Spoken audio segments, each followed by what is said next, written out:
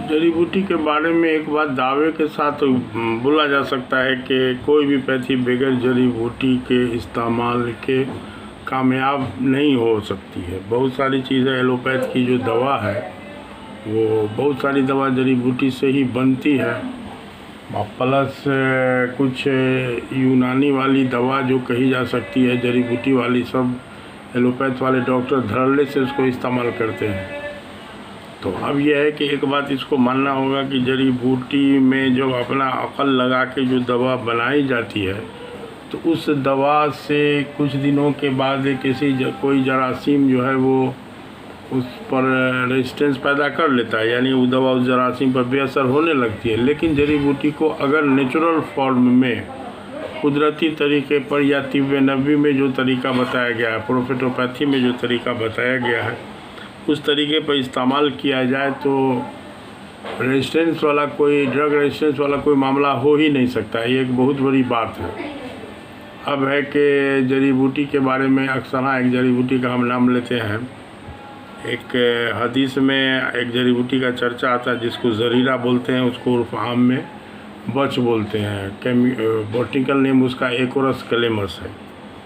तो ये बड़ी खुशबूदार एक पौधा है जिसका जड़ बड़ा खुशबूदार होता है। ये नशेब ज़मीन में जिसमें 5-7 इंची पानी सालों भर लगा रहता है, उसमें खूब अच्छी इसकी फसल होती है। हम दावा के साथ कह सकते हैं कि कोई ऐसी शायद दिमाग की कोई दवा होगी जिसमें ये दवा जड़ी बूटी न पड़ती हो, इसलिए अमेरिका वाले इसको इंडिया से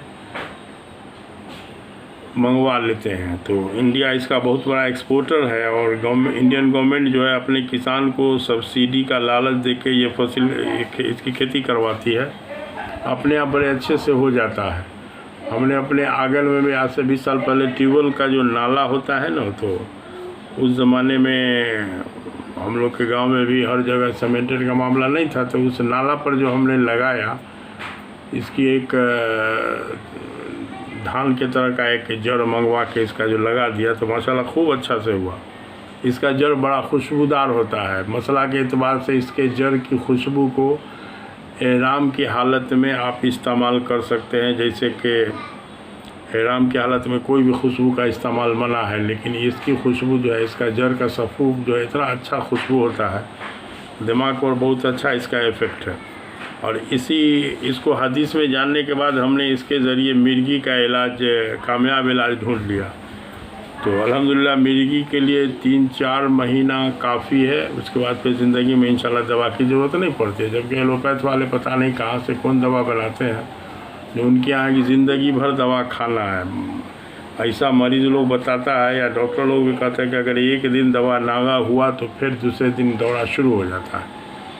तो बहरहाल जड़ी बूटी के तरफ दुनिया लौट के आ जाए तो मरीज़ का जल्दी और ज़्यादा भला हो जाएगा। आवेगी, लेकिन थोड़ा सा देर से, धीमी गति में आ रही है। तो अब ये है कि इसके लिए हम लोगों ने उस अंदाज से, यूनानी वाले बेचारे भी एलोपैथ के तरफ जो है बहुत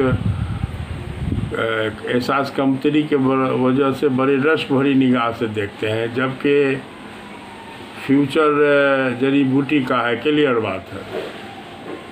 तालीम जहाँ ज़्यादा तालीम अगर सही से हो जाएगा तो इंशाल्लाह जो है वो जड़ी बूटी का ही इलाज में राज रहेगा।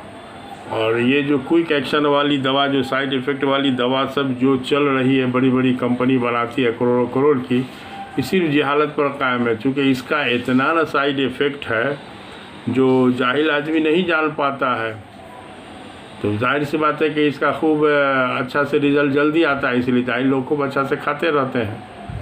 तो अब ये है कि इसमें गवर्नमेंट, इसमें दवा वाली कंपनी प्रचार भी बहुत खूब करती है। तो बहरहाल सबसे पहले तो हमारे जड़ी बूटी वाले को, चाहे यूनानी वाले हो चाहे आयुर्वेद वाले हो, उनको जो है इस एहसास कमतरी से, इन्फीरियरिटी कॉम्प्लेक्स से बाहर निकल के आना होगा। और तब जो है इसको अगर गाइडेड बाई तिब्बे नबी यानी प्रोफेटोपैथी के गाइड में अगर जड़ी बूटी का इस्तेमाल किया जाएगा तो इंशाल्लाह कहीं पर भी मायूसी, नाकामी नहीं हो सकती। ये हमारा गारंटी वाला दावा है। चूँकि हमारा प्रोफेटोपैथी यानी तिब्बे नबी पर रिसर्च है, इस पर हमने किताब भी लिखा है, तो इसीलिए ये हमारा अलग दावा है। अब इसमें हम किसी का भी सामना करने के लिए तैयार हैं। मरीज़ को फ़ायदा पहुंचाना है। अब दावा उस अंदाज का नहीं है, मामला ये है कि इंशाल्लाह इलाज हो जाएगा, नाकामी कभी नहीं होगी। और अल्हम्दुलिल्लाह इस पर हम अपने बहुत सारे मरीज़ों का इलाज भी करते रहते हैं।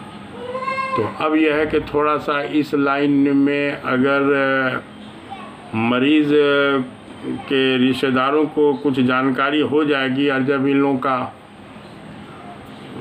जाहिर सी बात है कि लोग जब तलब या चाह बढ़ेगा तो थोड़ा सा जड़ी बूटी वाले को भी तक़वियत मिलेगी।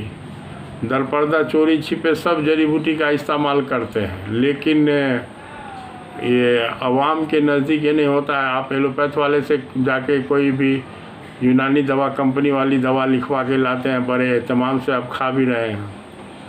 तो बहरहाल वो दवा ऐसा कह सकते हैं कि एलोपैथिक स्टाइल में तैयार किया जाता है, इसको हम मानते हैं, जिससे उसका कुछ न कुछ पावर पोटेंशियल हर हाल में घटेगा। तो हमारा सवाल था कि जड़ी बूटी को नेचुरल फॉर्म में इस्तेमाल किया जाता तो कभी किसी तरह का कोई तरह की मायूसी वाली बात नहीं होगी। ये एकदम दावा के साथ कहा जा सकता है। इस पर कोई भी आदमी हमसे जहाँ कहीं भी जिस अंदाज से बात करना चाहे हम रेडी हैं। और अब है कि थोड़ा सा बात लंबी हो जाती है, बात को पूरा करने के चक्कर में, तो अब हम हर बार तो नहीं याद दिलावेंगे। आप इसको सब्सक्राइब कीजिए, सब्सक्राइब वाले की तादाद बढ़नी चाहिए। तो अब है कि ये आपका काम है। ठीक है। तो